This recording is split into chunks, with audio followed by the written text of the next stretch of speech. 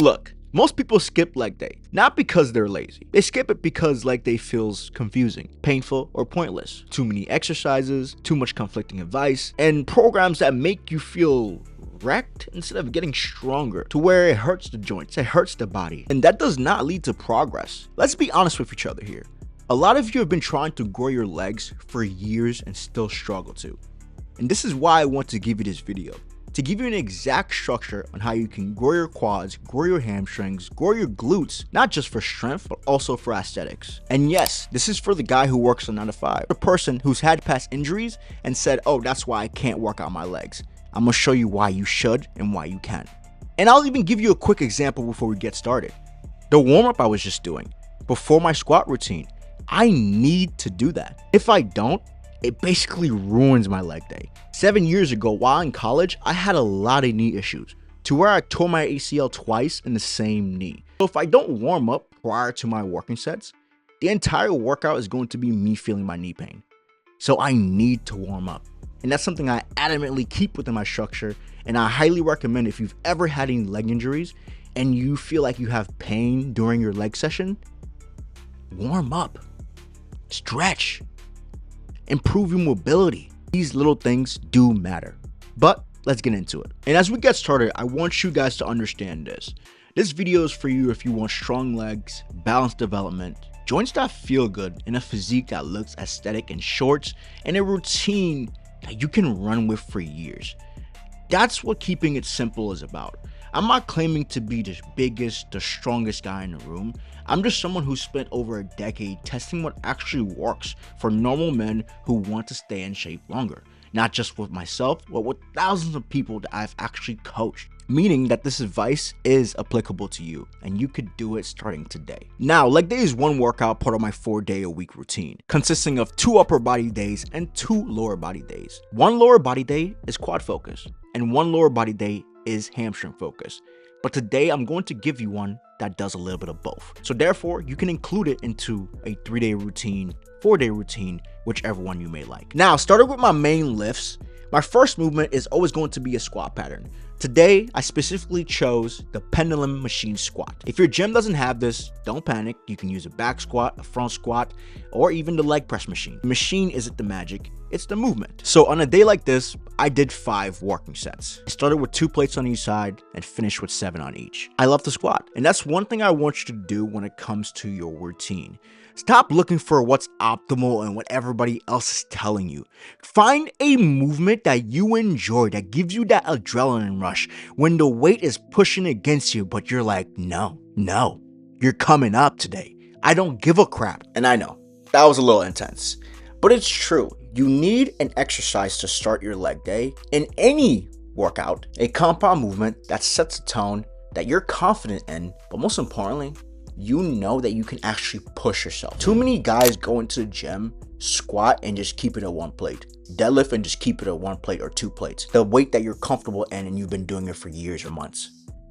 Bump it. If you're confident and you're strong and you know your form is good, bump it. Let's go. You gotta set that tone, because it really does matter. This is where most of your leg growth will come from. For me, this blew my quads up when I started doing it seriously and actually pushed myself. So you can do it too. And if you're a beginner, I would start with 3 to 4 sets. Find that one exercise that feels good. And it could be a leg press, it could be a squat, it could be a deadlift. The one that gives you confidence while you're doing it.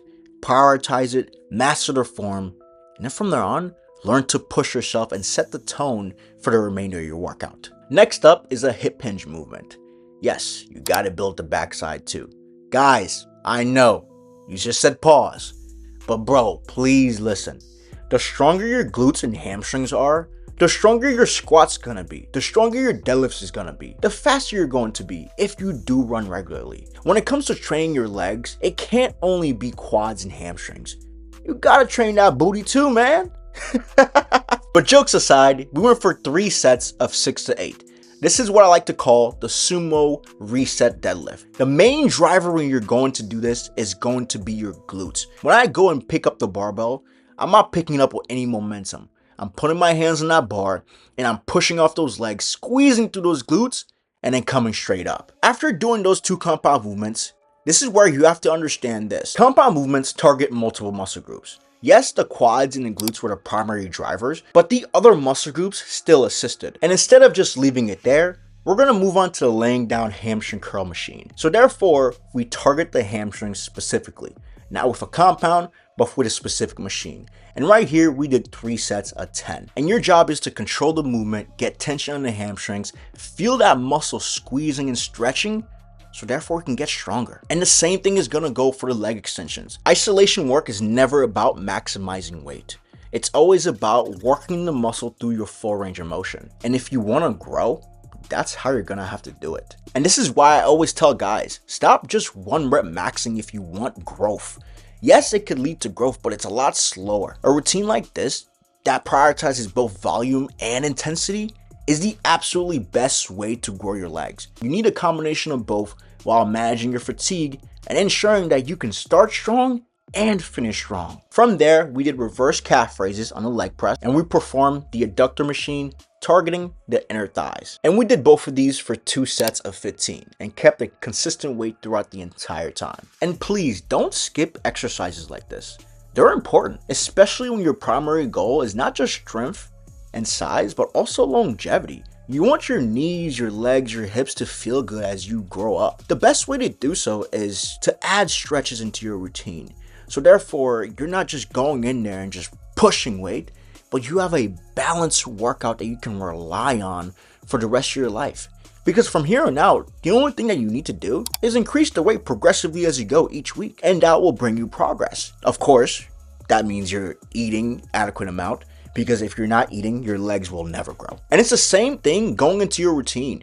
Ensure that you have some fuel, you have some food in your system before you go into your leg day, so you can perform your best. If you're a morning warrior, cool, go for it. But if you tend to work out in the afternoon, at night, eat something. I promise you it makes that difference. And truly, this is all you need to have a successful leg day that can help you towards growth, aesthetics, and longevity. 2 compound movements that you know you're confident you can control, you have good form in. 2 to 3 isolation exercises to help with overall lower body strength, but also if you have any weak points, they're perfect for that. From there, ensure you're eating a whole food diet. You can be doing everything, but if you're not eating, nothing's gonna change. And yes, it's really that simple. Now, it's not easy because you're still gonna have to push yourself, you're still gonna have to put weight on that bar, you're still gonna have to perform it, but it is a simple structure like this one that gives you clarity and something to follow.